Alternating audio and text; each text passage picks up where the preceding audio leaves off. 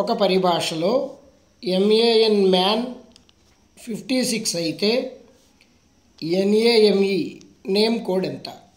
ఒక పరిభాషలో మ్యాన్ 56 అయితే నేమ్ ఎంత? ముందు మ్యాన్ చూద్దాం. M 13, A 1, N 14, 13 + 1 + 14 28. అయితే మనకి ఇచ్చిన దాంట్లో 28 లేదు, 28ని 2తో మల్టిప్లై చేశారు, సో 56 వచ్చింది. ఇప్పుడు నేమ్ కోడ్ చూద్దాం.